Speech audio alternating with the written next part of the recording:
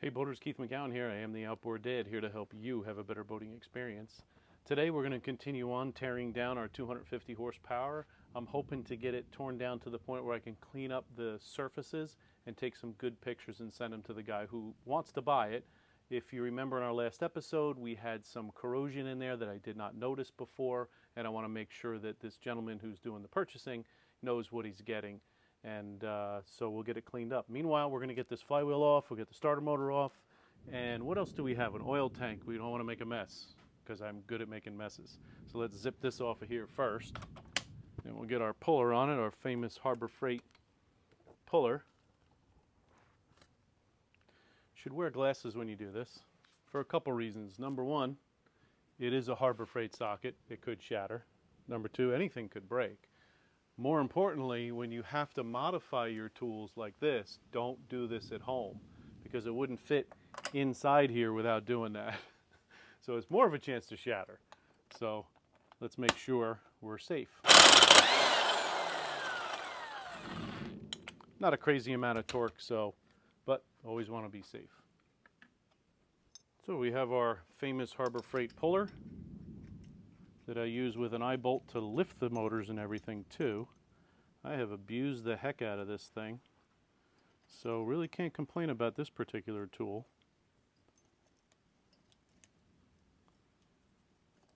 Let's see what it's going to take to get this off of here. Now, sometimes I crank this down and I don't put these bolts in all the way so I can get like another 1/4 inch out of them. I think I have another 1/4 inch on that. Probably same thing there. So what I'm going to do is, rather than trying to tighten this down, because you see I mushroomed the crap out of it, we'll get it tight, and then we'll tighten this.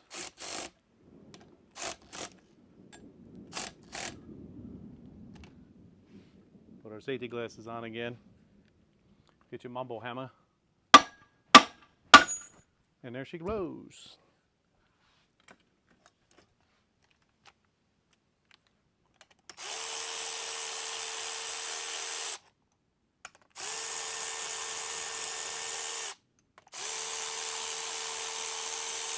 That method seems to work pretty good.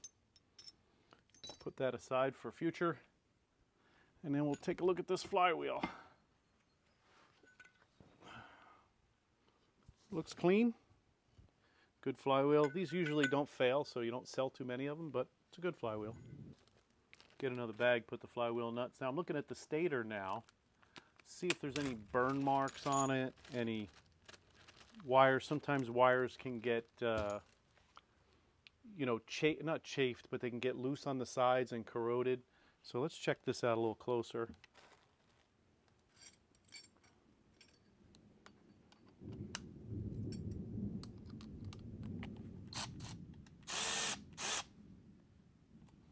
That's not 10 millimeters. That's 3/8.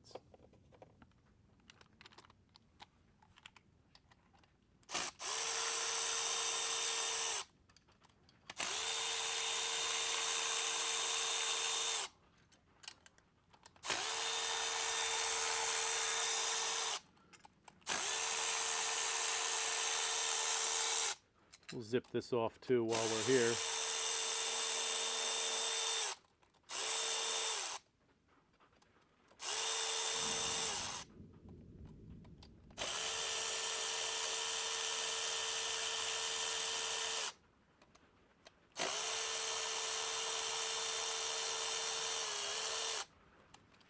Now let's make sure that the wires we unplugged are all disconnected from this, and it seems like they are. So now what we're going to do is, we have a couple on here. I'm not going to take those off because this gentleman might not want to take this off. Let's see. Well, probably put a new gasket in anyway, so we'll put these bolts back in for him.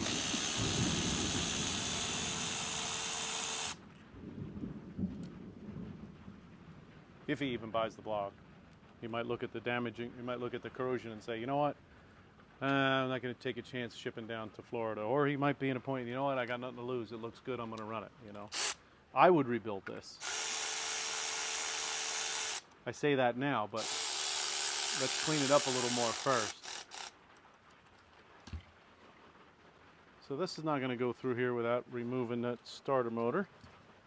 Starter motor. So let's get this out of here.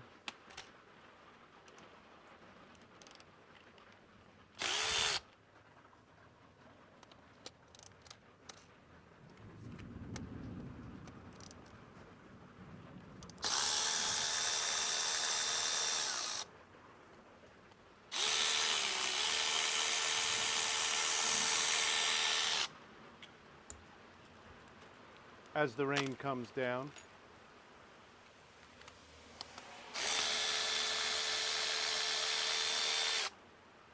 Good starter motor. Yeah. A little corrosion there, but this is reusable.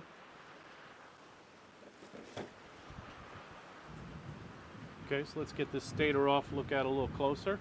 I'm going to hold the top so we don't lose all the bolts. So everything looks pretty good. It might have got a little hot there. You know, does look a little dark. But I've seen them this way before. I don't see any cracks or anything crazy. I can see a little bit of wire there. But that's pretty normal. Looks pretty good. Someone could purchase this as well. Looking for a stator for a 250 Yamaha?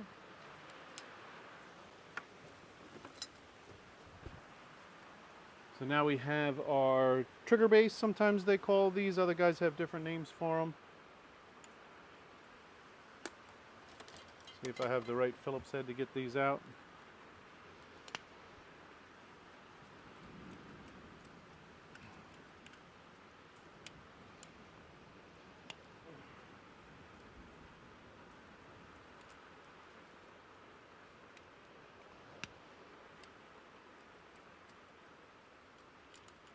So looking at the top here, don't see any oil around that seal, which is good. So we're going to put this in a little baggie.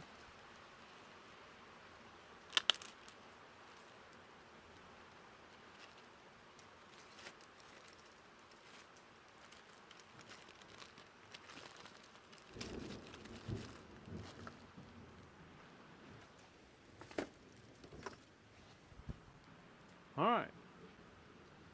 What's the easiest way to do this?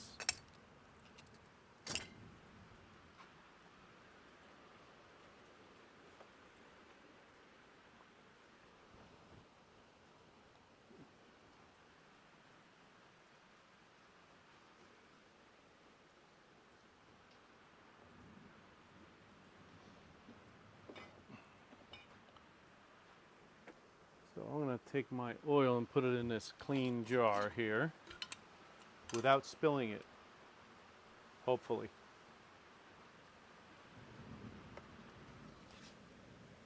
So let's see, we're connected here. So all the oil is going to dump out of this when I disconnect this, right? Like this. Did it look like I knew what I was doing? Now we'll pop our float sensor out. And the oil should run down there. So this is another good part somebody could be looking for.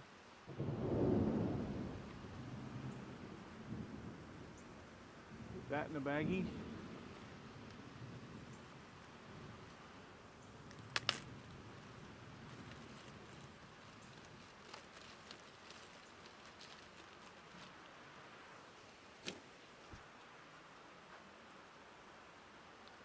Okay, while we're letting that drain out, there is a vent hose here. And that vent hose goes over to my front cover. We have our oil pump here, fuel pump, right? We have our primary or our low pressure fuel pumps, and then we have our high pressure fuel pump. We did disconnect this, so why don't we go ahead and remove it.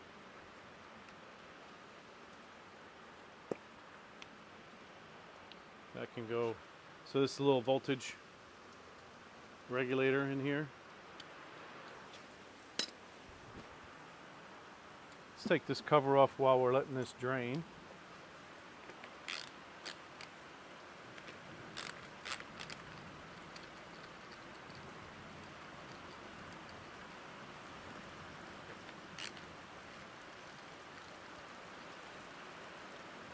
Raining cats and dogs.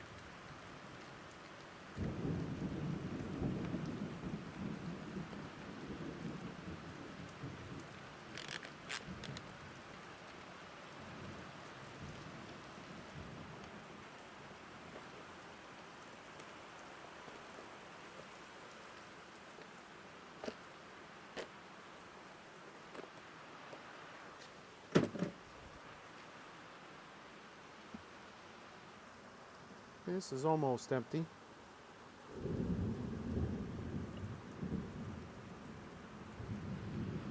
Should be able to pop our fuel stuff off of here now. Still has the original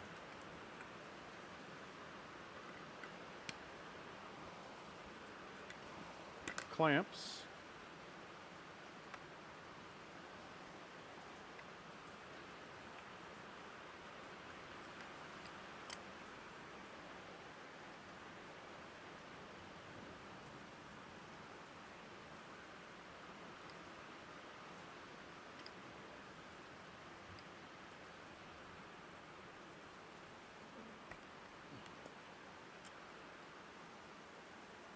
Fresh gas, smells like to me.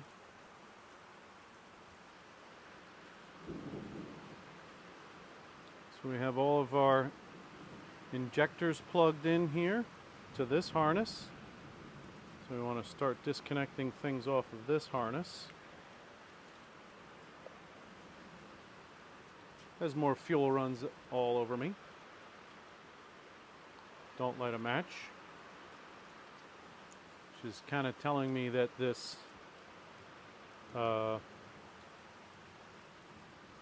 VST might be full of fuel.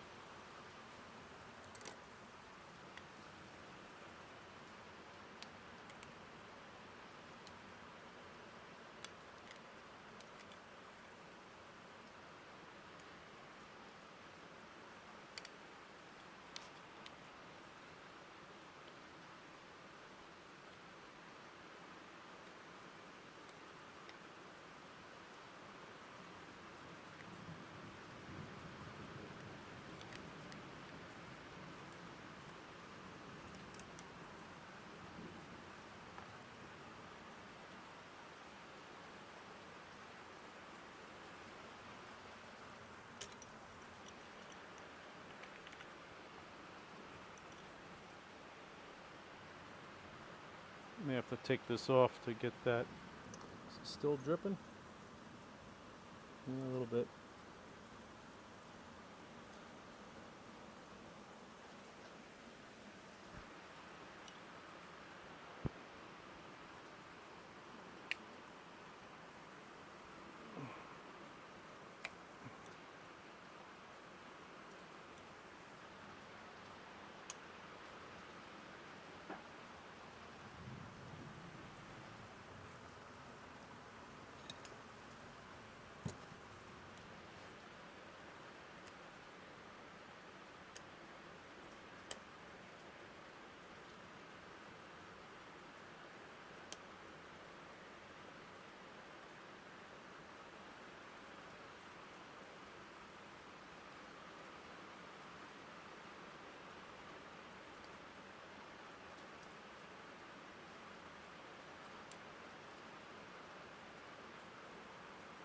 So again, I want to put these nuts back on here. Sorry for the rain, guys. one of the many things I don't have any control over. I could close up the doors and stuff, but the breeze is kind of nice.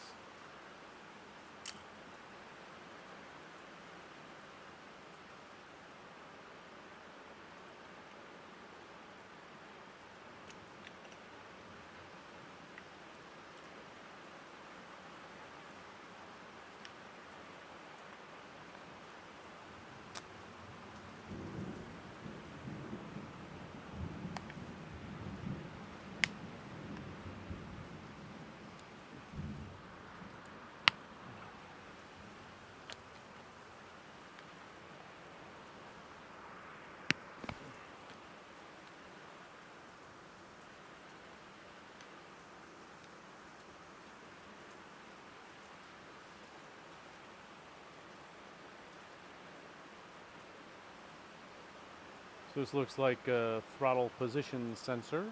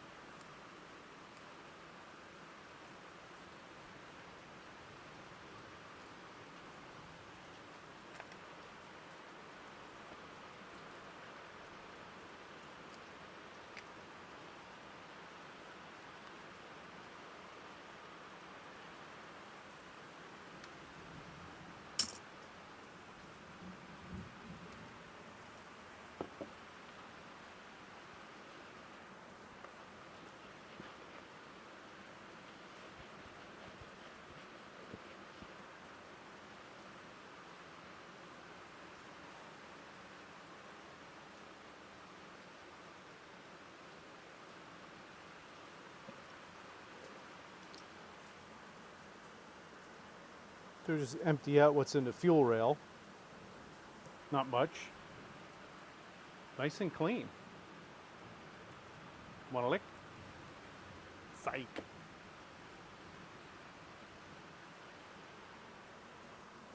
Okay, I think we can take our, so we'll disconnect our oil line from the check valve here on the pump.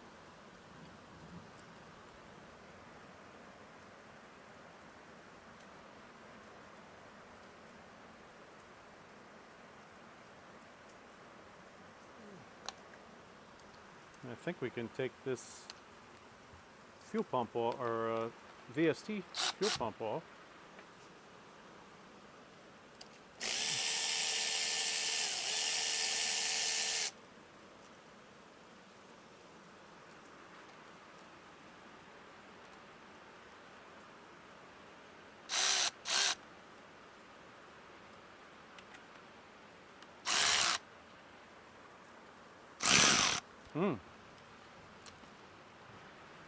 Needs the wrench.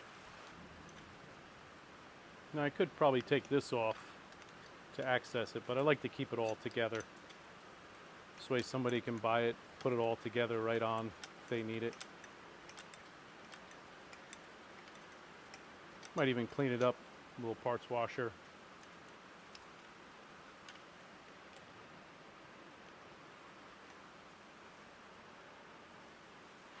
As the gas runs down my leg, thank you very much.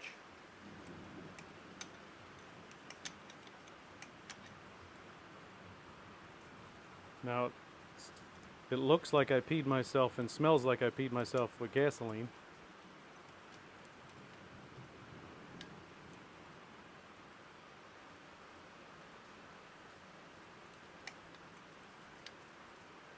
Just can't get my fingers in there to turn it.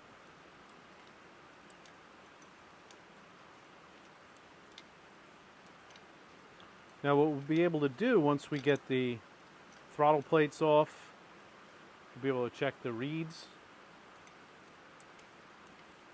Take the reed plates off, then we'll be able to see inside the block to see sometimes there's worse damage you didn't know until you got it apart.